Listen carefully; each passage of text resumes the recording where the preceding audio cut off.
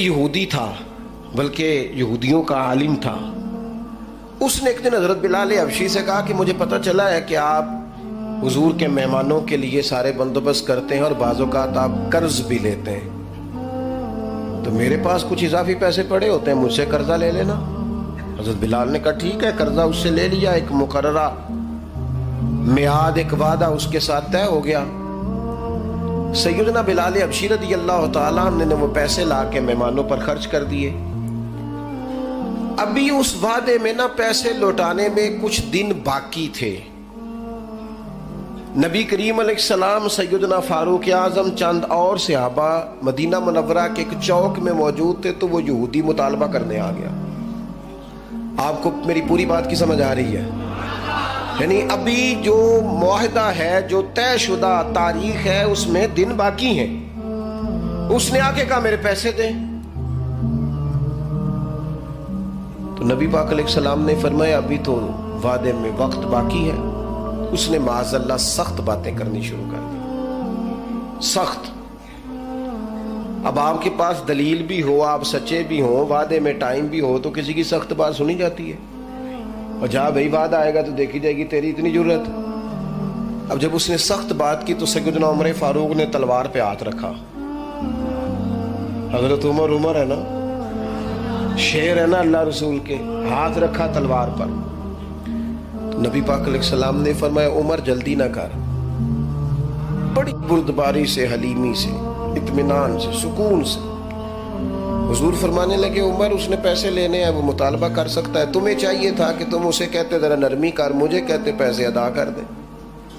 حضور فرمانے لگے اب اس طرح کرو، اس کے ساتھ جاؤ، فلاں جگہ کھجوریں پڑی ہیں، جتنا اس کا قرض ہے اتنی کھجوریں تول کے دے دو، اور یہ جو تم نے تلوار پہ ہاتھ رکھا ہے نا، اسے ڈرایا ہے، تھوڑی کھجوریں زیادہ بھی دے دینا.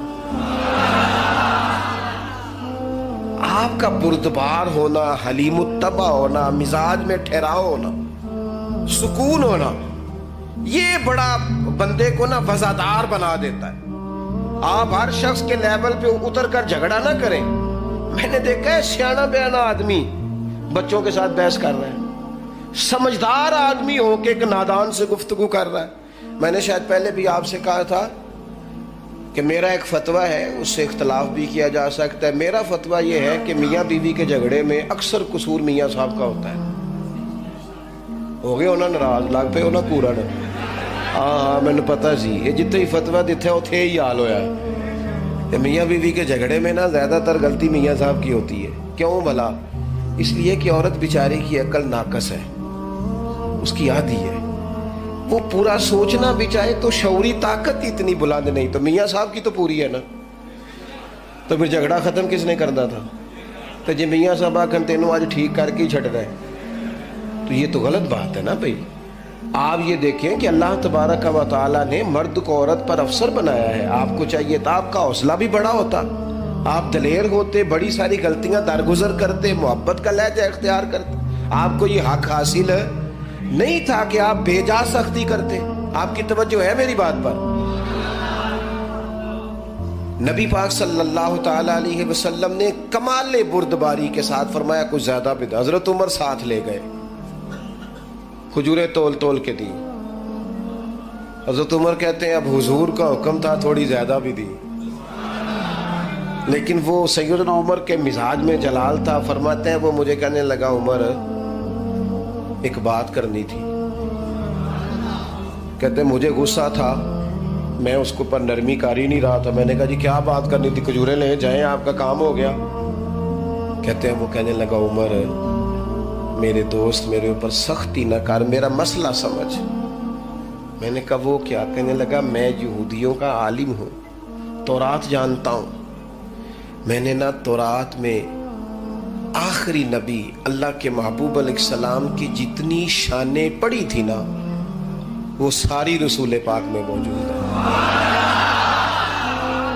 ایک شان میں نے یہ حضور کی پڑھی تھی کہ وہ بڑے حلیم ہوں گے، بڑے بردبار ہوں گے، ان کے مزاج میں کمال حوصلہ ہوگا، اور جتنا جتنا کوئی جہالت کرتا جائے گا محبوب کی بردباری اتنی بڑھتی جائے گی.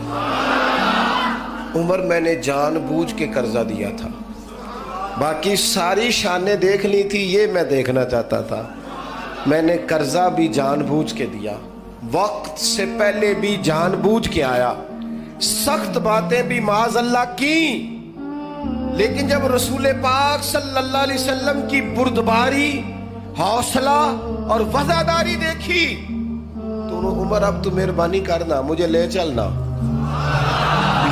مجھے نبی پاک سے معافی بھی لے کے دے دے اور رسول پاک کا کلمہ بھی پڑھوا دے.